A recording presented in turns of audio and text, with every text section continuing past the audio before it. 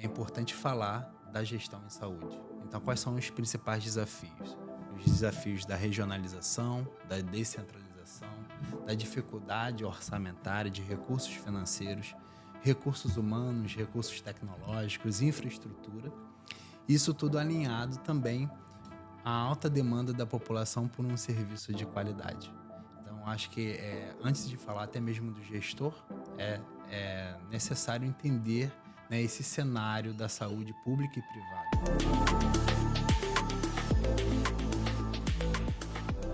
Olá, nós estamos novamente com a Conexão em Saúde do Instituto Carlos Chagas, hoje recebendo uma presença ilustre, que é o professor Tiago Fidelis. Tiago, ele é um administrador, ele tem formação em MBA e ele dá aula conosco no curso de gestão hospitalar na nossa graduação. Lembrando que é uma graduação de 3 anos e que você pode fazer parte dela também, porque o nosso processo seletivo ainda está aberto. Então, a partir disso, eu passo a palavra para o Tiago. Seja bem-vindo, Tiago. É um prazer tê-lo aqui conosco, dentro do Instituto, no nosso podcast. E eu gostaria que você falasse um pouquinho sobre você. Bom, Deise, eu sou Tiago Fidelis, como você falou, sou administrador de formação, possuo especialização em gestão pública, mestrado em saúde pública e agora doutorando na área. Sou servidor público federal, atuo na administração pública há mais de 15 anos, com gestão em saúde. Também sou membro da Comissão Especial em Serviços de Saúde do CRA Rio de Janeiro e também o professor do Instituto, né, de Ciências, Instituto Superior de Ciências da Saúde, Carlos Chagas. Atuo lecionando algumas disciplinas, né, teorias da administração, recursos humanos, marketing, políticas e gestão pública. Então, esse é um pouquinho da minha área, né, e da minha atuação aqui junto com vocês. Para quem não sabe, o Tiago é o queridinho dos alunos, tá? Ele é um professor muito consciente, é um professor que cobra, mas que também entrega, né? É aquele professor que sabe, que cobra, mas sabe o que está entregando. Então, ele pode cobrar. O Tiago, ele vem a ser um grande parceiro nosso, colaborador. Eu agradeço muito. A Semana Científica, ele foi, assim, de uma participação incansável para nos ajudar dentro do Instituto. Foi uma semana científica muito produtiva e a gente agradece a você.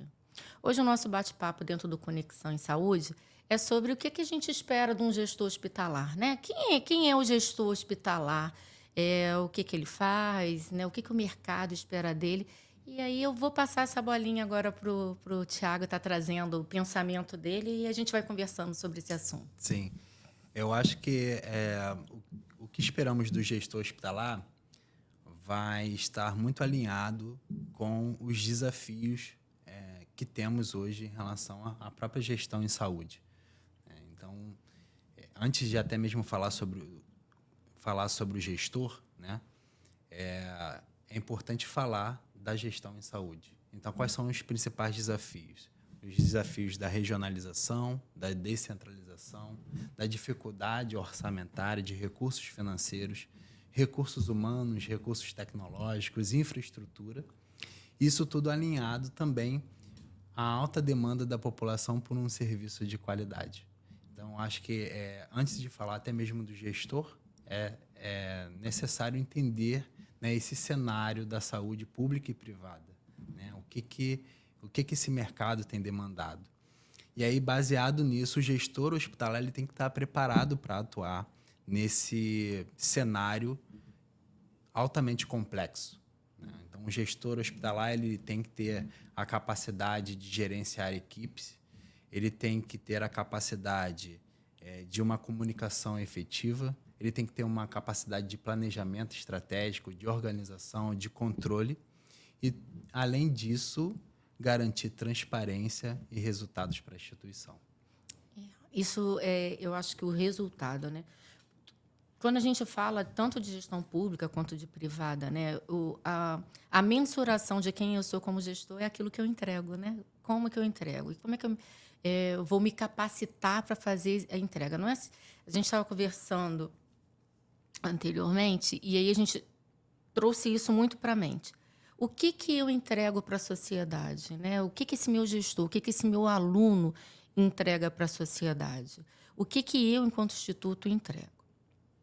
A gente estava falando sobre planejamento Como planejar? Eu sou líder, eu consigo planejar? Essa estrutura que me dão para eu trabalhar, ela me dá subsídios, me estrutura para que eu seja realmente um bom gestor?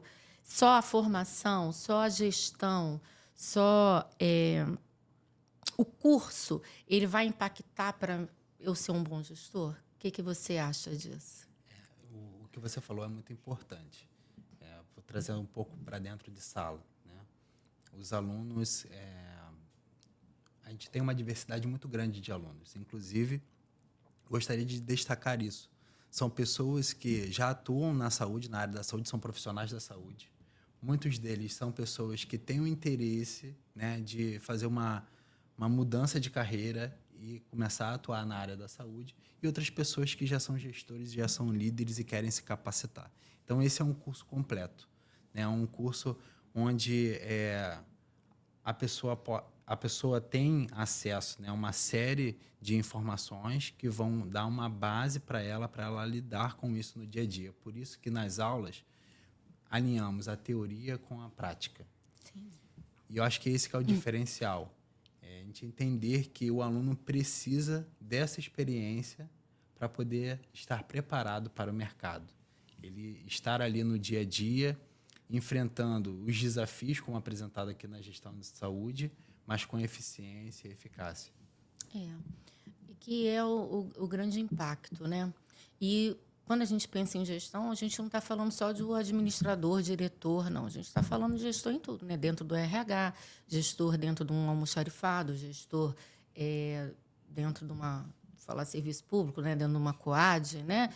E esses gestores, ele tem que conhecer de tudo um pouquinho, né? Se eu estou trabalhando com compras, tá? Eu vou comprar, qual é a categoria, quem eu vou buscar, saber o que ela usa, o que ela não usa. Porque, às vezes, é uma falha também do gestor achar que ele simplesmente ele vai poder comprar. Não, pode comprar. É claro que ele pode comprar. Mas aquele material é realmente útil? Aquele material vai ser realmente utilizado? A equipe, o chão de fábrica está realmente utilizando aquele material? É o melhor para ele? Vou dar um exemplo ruim, mas é um exemplo. A gente, lá no hospital, a gente andou comprando, né? O grupo de gestão andou comprando um material descartável para comadre, compadre, né? Os patinhos, né? Da vida, compadre. As comadres, os patinhos, né? As bacias e tudo descartável, material biodegradável. Só que para esse material biodegradável ele acontecer, tem que ter uma máquina onde depois que ela é utilizada, ela vai, né, esse material utilizado, ele vai para essa máquina e você aciona, ela se desmancha dentro dessa máquina e ela vai para os rios. Na teoria, Tiago, isso é ótimo.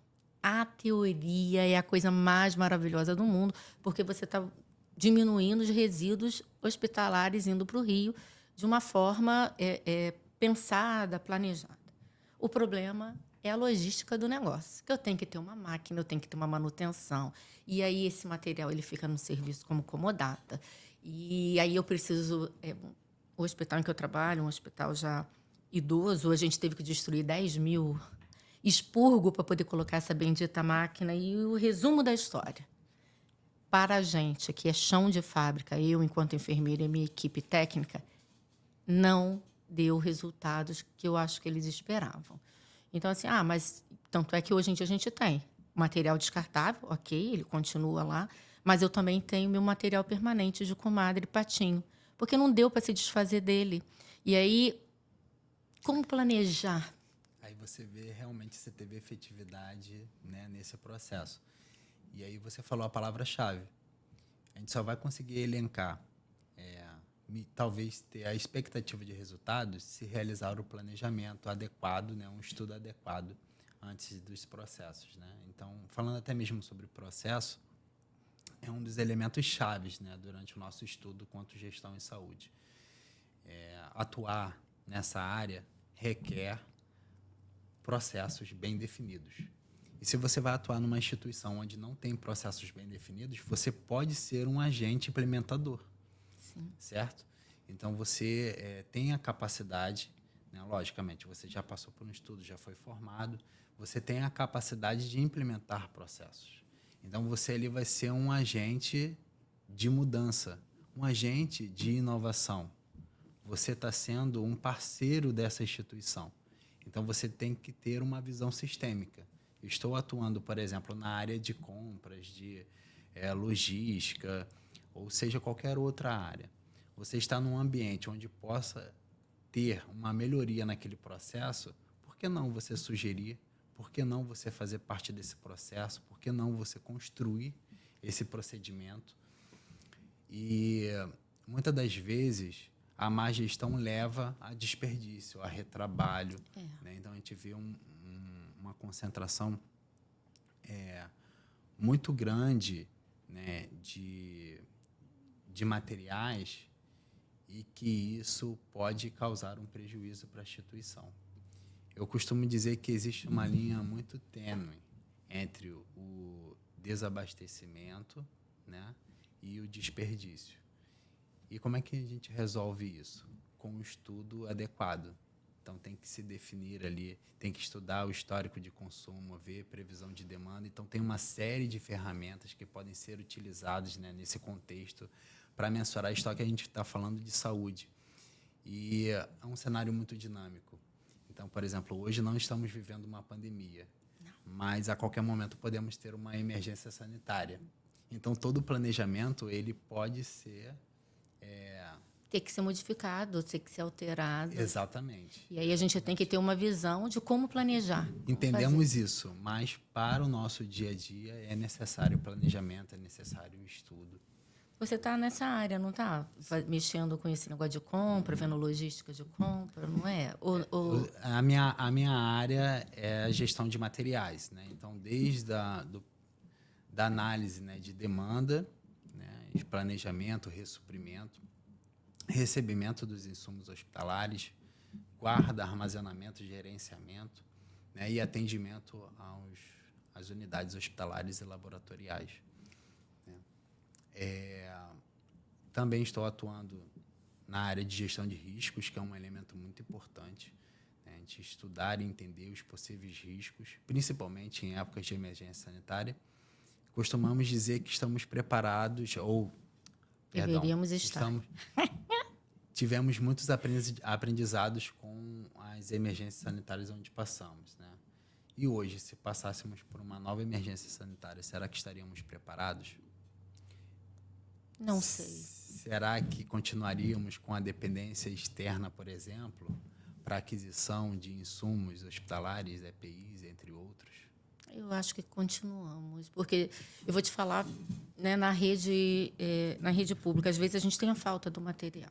E assim, a gente teve um tempo aí conversando com a Fátima, que também é do CRA, né, e essa era uma das nossas interrogações.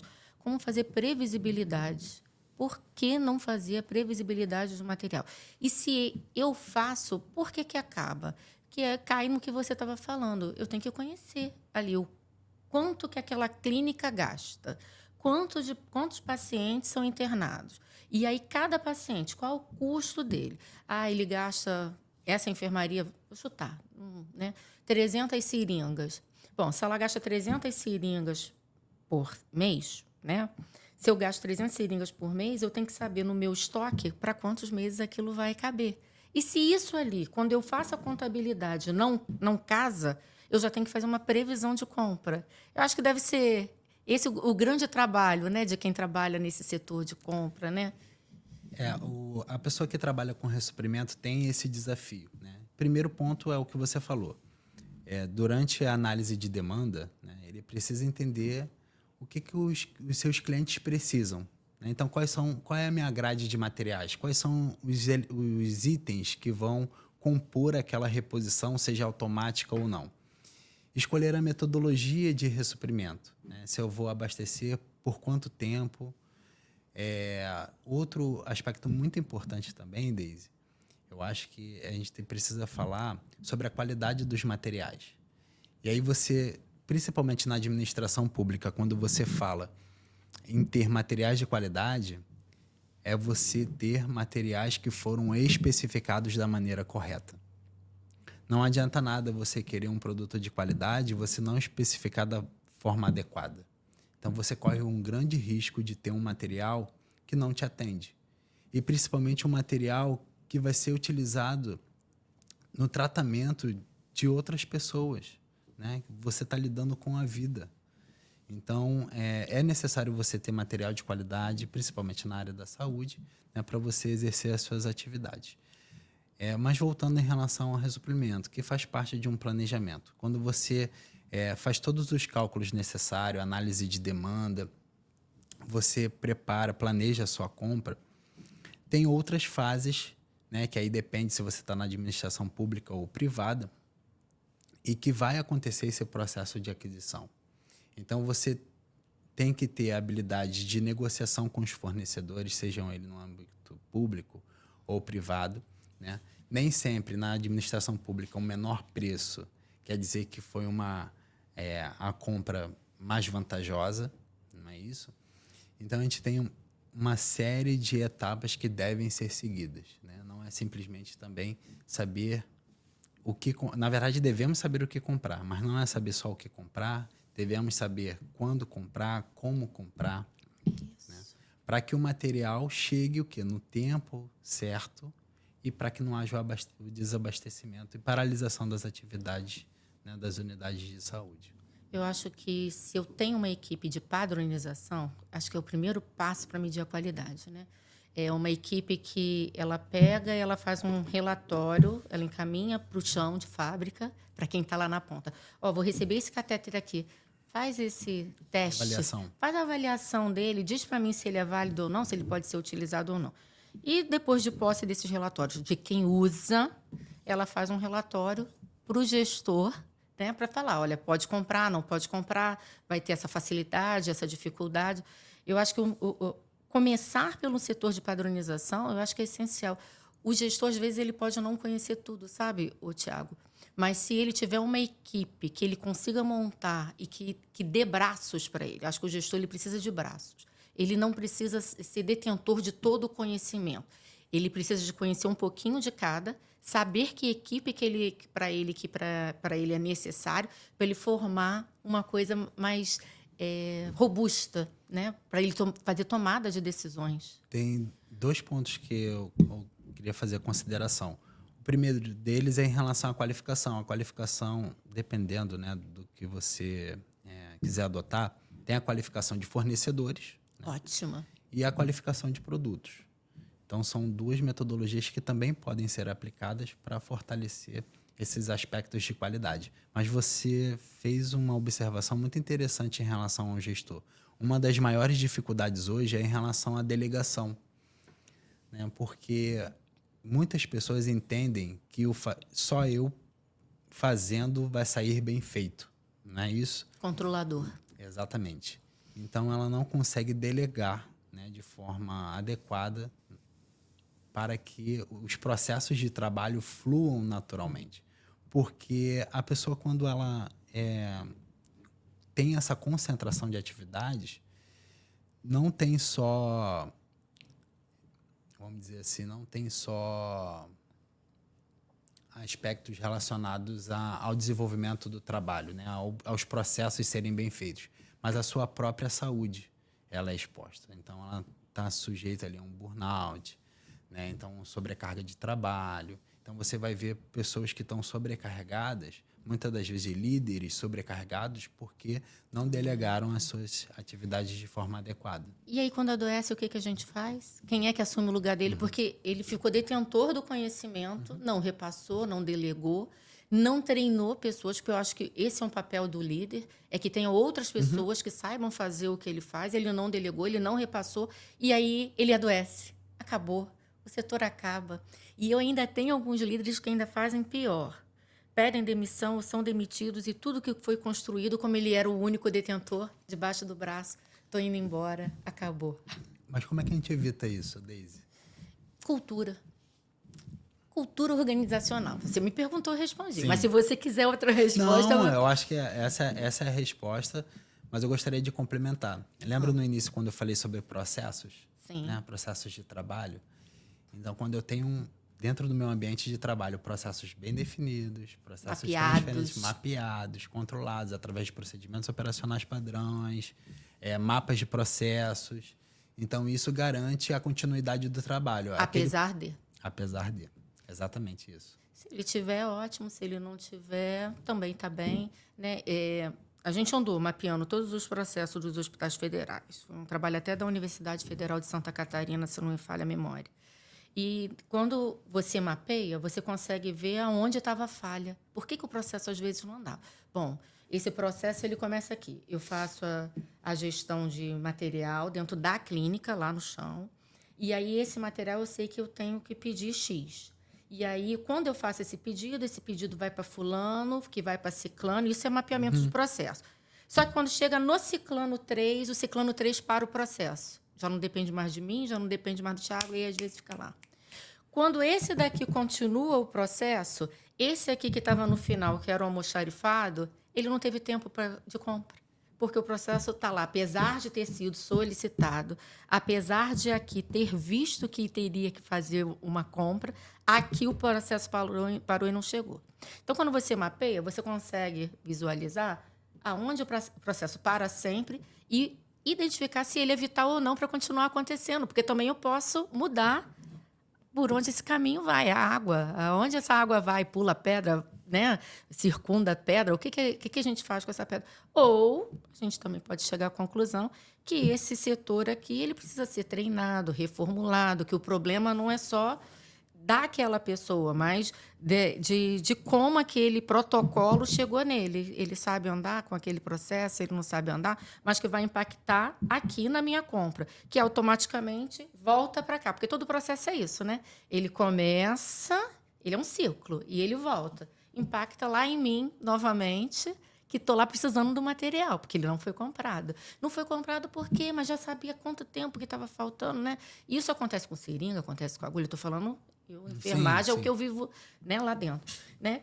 Impacta no soro fisiológico. Nossa, como é que pode acabar soro fisiológico? Não sei, eu fico perdida. Que gestão é essa? A gente sabe que tem elementos que são extraordinários, né? Não necessariamente foi uma má gestão, foi um planejamento, mas às vezes por circunstâncias externas, né? Por exemplo, uma falta da matéria-prima, né, um fornecedor que não conseguiu cumprir com um prazo adequado, e aí, dependendo da instituição, seja ela pública ou privada, tem todo um ciclo, né, de aquisição, tem regras, tem leis, né, que precisam ser seguidas, e isso acaba colocando em risco, né, essa questão do desabastecimento. Então, não necessariamente foi uma falha uma má gestão, uma falha no processo. Tem que ver o mapear. Mas essa análise que você fez, esse ciclo, né, de monitoramento e controle, ele é o essencial, ele é o ideal para que você possa identificar os principais gargalos, né? Entendi. É onde eu posso melhorar. Isso é gestão, isso é administração. E aí esse gargalo pode ser, mais uma vez, uma falha no processo, mas podem ser relacionados a pessoas. E aí você começa a aprofundar essa análise, né? Vou já emendando aqui. Quando você faz essa análise e identifica que é relacionado a pessoas, e aí você vai aprofundando cada vez mais. Mas o que está acontecendo? É um problema de equipe? É um problema isolado? É um único profissional?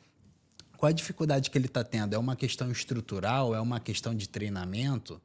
Então, você faz essa análise, né? E nas aulas eu costumo fazer essa atividade, análise de causa, né? E a partir da análise de causa, você vai estabelecer um plano de ação.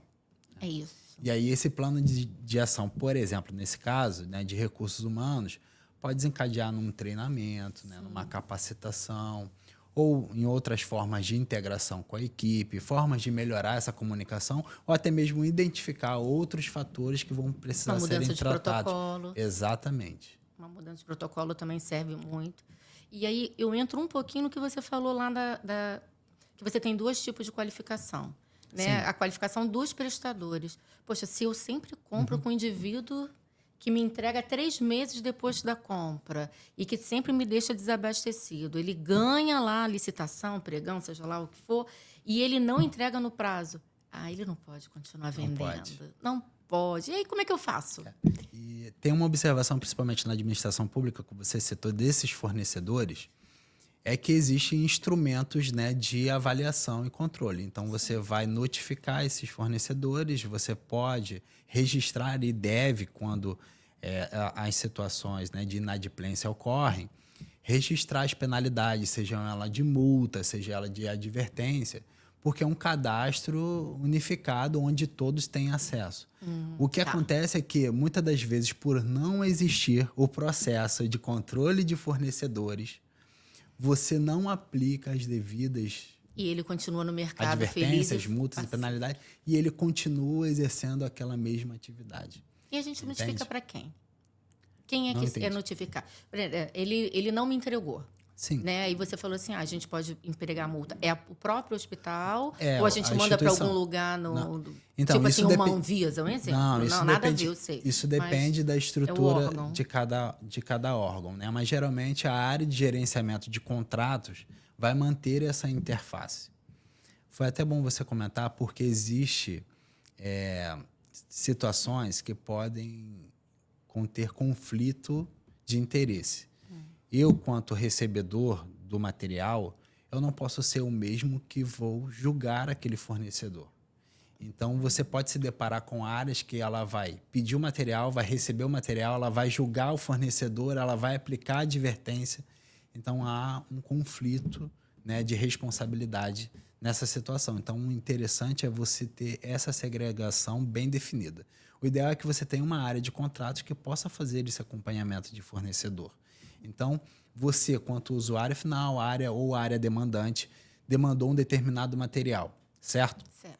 E aí o fornecedor, por algum motivo que não justificado, não entregou no tempo certo ou não tem interesse em entregar aquele material.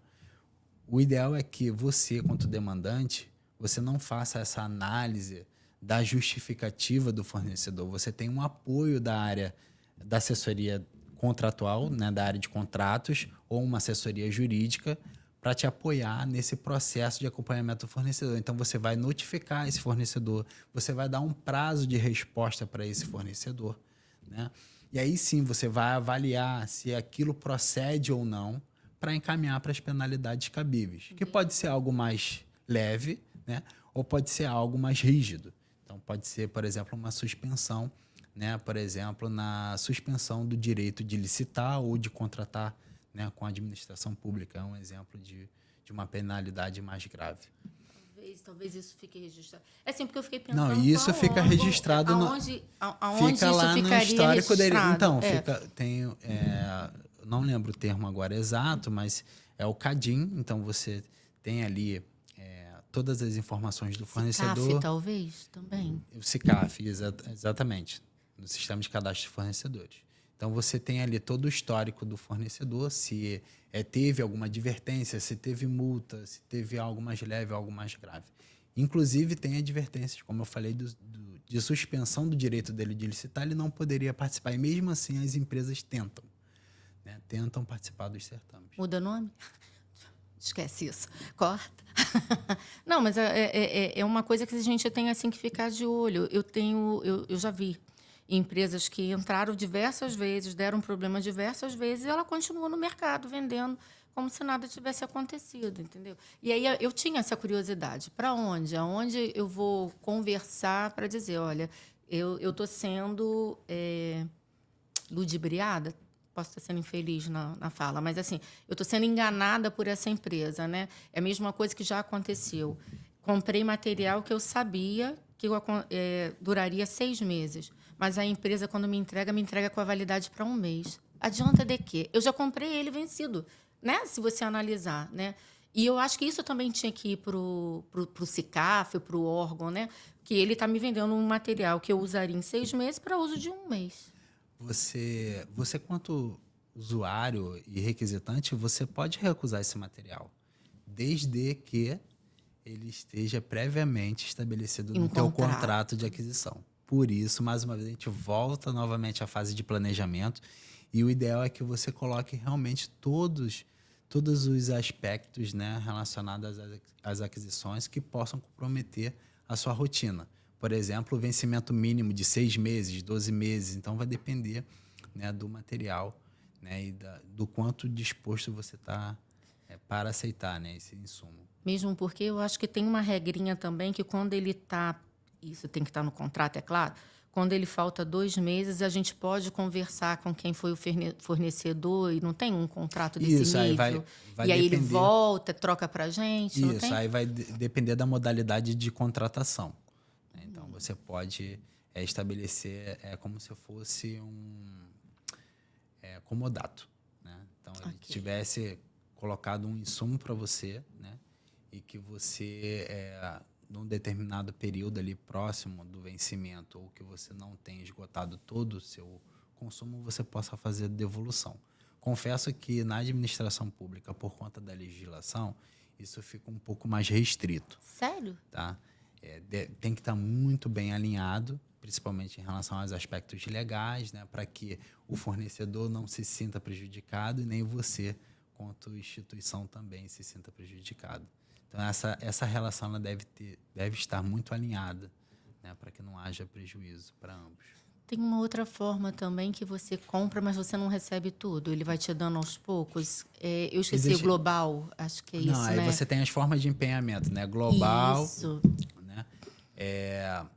Não é só em relação ao empenho. Existe hoje um instrumento, né, na administração pública que é a ata de registro de preço. E ela, na nova legislação, que é a 14.133, ela amplia esse prazo, né? Na antiga lei, nós tínhamos um prazo para utilização dessa ata de apenas 12 meses. E hoje, com a nova legislação, essa ata ela pode ser prorrogada, né? Então, você pode utilizar essa ata de registro de preço, né, para consumir aquele material que foi registrado durante esse período. Como é que funciona isso? Eu estimei que vou usar 100 mil seringas, né, na minha instituição. Então, eu vou fazer todo o processo licitatório e o fornecedor vai ter lá registrado na sua ata 100 mil seringas. Eu sou obrigado a pedir essas 100 mil seringas? Não, de imediato, né? Entendi. Então, eu posso, de acordo com o meu planejamento, de acordo com o meu consumo, de acordo com meus ciclos de reposição. E posso ir pagando aos poucos. Eu não preciso pagar posso, tudo ao posso mesmo pagando tempo. aos poucos, né? Eu acho que seria Então, posso... o ideal, né? Não, seria o ideal. Seria. Hoje, Porque eu vejo assim, o serviço público, às vezes, ele fica com uma grande gama de material que eles chamam de bens inservíveis, porque talvez não tenha esse tipo de planejamento. Porque já vem, não se viu um contrato prévio, já vem já em data de vencimento próxima. Eu não consigo usar naquele período, isso aconteceu muito na pandemia, porque o número de pessoas sendo atendidas, né, cirurgicamente, né, a gente fazia cirurgias de emergência. As eletivas realmente ficou. E então aquele material ele ficou lá e depois ele virou bem servível, virou custo que onera, né, o serviço público. você está tendo custo de armazenamento, né, custo de pessoal para gerenciar um item Não vai ser vencido, usado. um item Isso. que deverá ser descartado, que também tem o seu custo pelo descarte, Sim. né? E isso pela uma falta de gestão, né? Uma falta de gestão eficiente, eficaz. Na hora do recebimento, talvez, porque você falou que eu posso Não, voltar com o material. Não, Deise, eu acho que o que antecede é o planejamento. Então, vamos dizer que tem cenários que você não consegue prever, como, Sim. por exemplo, de emergência sanitária. Você previu que ia utilizar 1 milhão de máscaras, mas numa emergência sanitária você vai usar dezenas de milhares de máscaras, né? Entende? Então, mesmo que você tenha planejado, tem uma expectativa de evolução dos casos, aí você tem formas de monitorar isso, você tem sistemas de vigilância, plataformas, você consegue monitorar. Porém, você pode se deparar com uma evolução muito rápida dos casos, né? E isso vai demandar mais ainda de insumos. Sim. Então, todo planejamento ele pode ser comprometido, tá? Isso a gente está falando de exceção.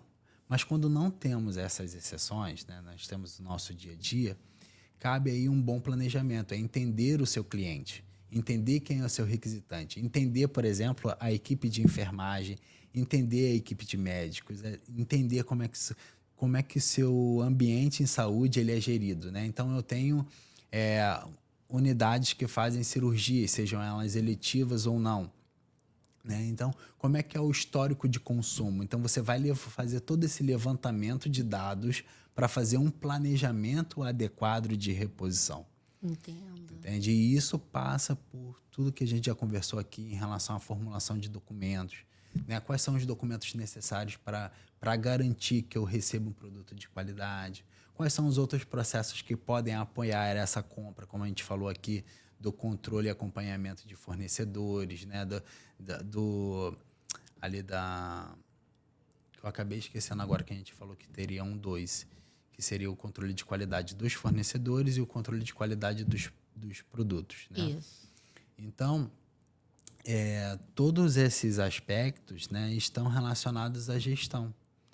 Então, ou seja, seguindo todo, vamos dizer, esse passo a passo, né, você consegue Uma receita garantir. de bolo. Essa receita de bolo, às vezes, precisa ser adaptada, né? Você quer colocar um sabor diferente, você quer colocar, né, o seu toque, né, pessoal.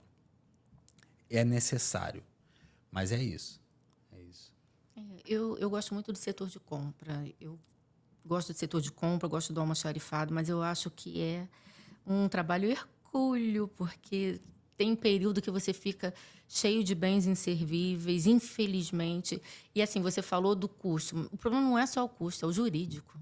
Para hospitais públicos, né? Eu Sim. tenho o Ministério Público que fica no pescoço. Então, assim, saber planejar é muito importante. Eu acho que assim, eu conseguiria elencar alguns pontos, principalmente em relação à responsabilização, né? Quanto gestores, nós temos a necessidade, né, de sermos responsáveis, né, por todos pelas nossas ações, né, pelas nossas atitudes. E, como você falou, existem os órgãos de controle que monitoram isso, né, e é necessário ter esses sistemas de controle, porque os gestores, muitos gestores, né, não têm essa noção, né, de responsabilidade. E aí, justamente por não ter essa noção de responsabilidade, acabam não fazendo os processos corretos, né, ou processos que sejam ideais para essas aquisições. E aí causam desperdício, traz ônus, né, para a instituição. Então, acho que o aspecto da responsabilização quando se tem, né, a noção de que pode ser responsabilizado, aí o cenário muda, né? Então, acho que ou vou ser penalizado ou vou ser multado se eu não agir da maneira correta. Seria isso. Os grandes diretores, né? Hoje em dia já tem até concurso que solicita, mas nem todos. Muitas vezes não é formado em gestão, Thiago. A gente não vê o pessoal com MBA, não vê administrador, não vê gestor hospitalar, e alguns, vou falar, já falando, são cargos políticos, indicações políticas. Então, quando eles entram, não sei nem se fazem por má fé, mas fazem por falta de conhecimento, sabe? Tem uma lei que está tramitando desde 2017, que eu nunca saio do papel, né? Que é a exigência para um diretor dentro de quem exerça cargo de gestão ter o curso ou de MBA em gestão ou ter o curso de gestão hospitalar, né? Eu acho que isso talvez resolveria muito, porque nem sempre, vou ser muito sincera para você, nem sempre faz pela falta de conhecimento mesmo, de saber realmente qual o passo. Às vezes, como não tem um curso de gestão, não sabe nem a quem pedir. Olha, se ele for no Tiago, que trabalha com compras, ele consegue que Tiago faça esse mapeamento para ele. Mas ele não conhece de gestão, ele não sabe quem é que pode ser o passo a passo dele, o ombro dele, o braço dele. Então, eu penso que a gente está no momento da gente começar pedir mesmo que essa lei comece a andar por conta disso, sabe? Para que a gente tenha uma gestão com um olhar mais dinâmico, né? Eu posso não conhecer tudo, mas eu tenho que conhecer a quem eu peço, com quem eu falo, né? Lá dentro do curso de gestão hospitalar, eu dou aula de apoio diagnóstico, que nada mais é do que os meninos conhecerem, né? Os nossos estudantes conhecerem o que é um laboratório, o que é uma equipe de enfermagem, o que é um serviço de nutrição, o que é um serviço de compra, mas com outro olhar, um serviço de patologia. Ele vai, né, fazer medicação? Não, ele não tem nada a ver, mas ele tem que saber que ele vai precisar comprar seringa, vai precisar comprar agulha, né? Ele vai precisar saber como ele vai ser um RT de enfermagem? Não, ele não vai ser RT de enfermagem, Mas quando eu, enquanto enfermeira, chegar para ele e dizer que eu preciso de 10 enfermeiros a mais no setor, ele precisa saber falar para mim o seguinte: 10? Mas esse daí não é o quantitativo que o Corém pede, né? Se você fizer, né, a conta aqui, assim, assado, de complexidade, você vai ver que você não precisa de tudo isso.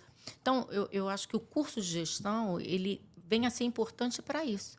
Mesmo que você não seja detentor de todo o conhecimento, você é um aluno que está sendo iluminado sobre aquele tema. E aí, quando você é iluminado sobre aquele tema, você sabe onde buscar. Porque se eu não tenho curso de gestão, eu não sei onde buscar.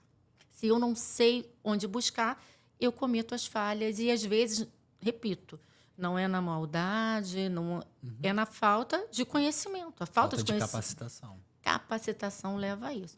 E aí eu brigo mesmo. Você, assim, pelo menos um MBA, pelo menos uma especialização em gestão, uma especialização em gestão em saúde pública.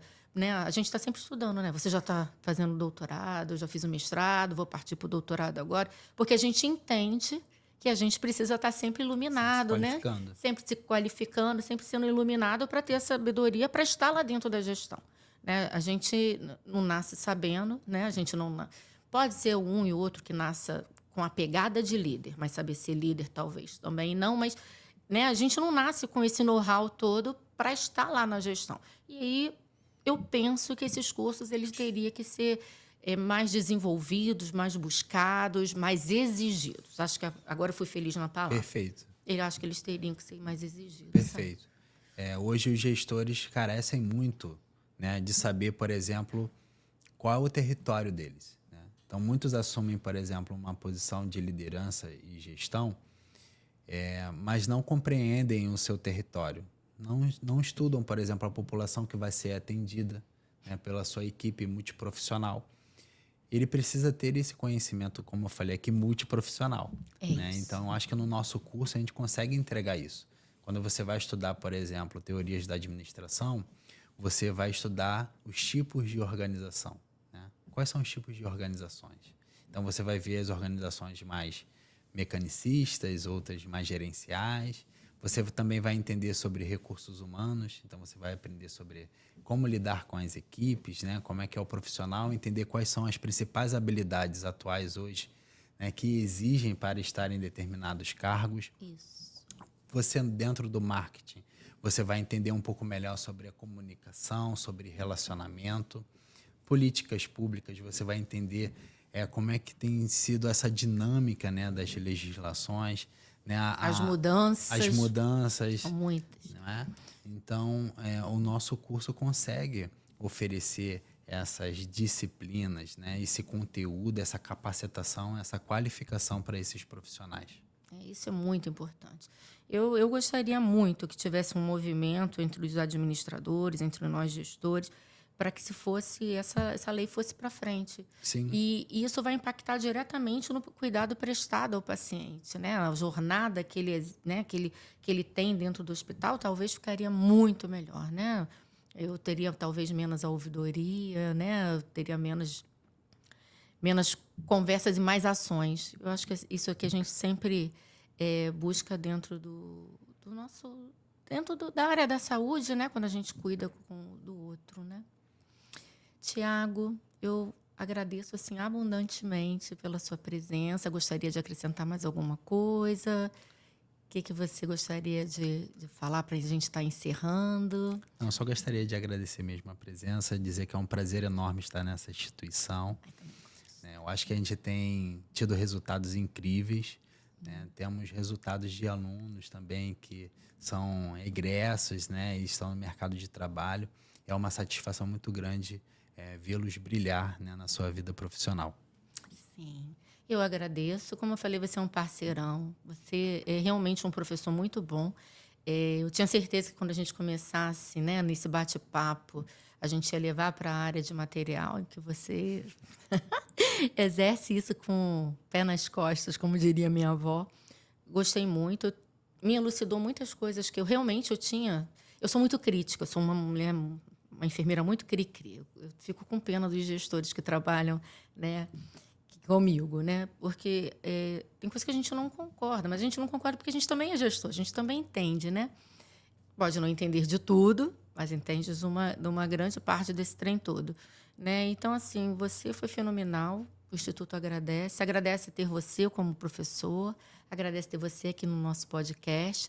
Esse ano vai ser um ano que a gente vai te puxar a rodo, porque vão ter muitos projetos aí pela frente, né? Vai ter um projeto em março, que é o Enocenad, né? Que é o Enad Transformador, que a gente vai estar fazendo uma semana dentro do Instituto.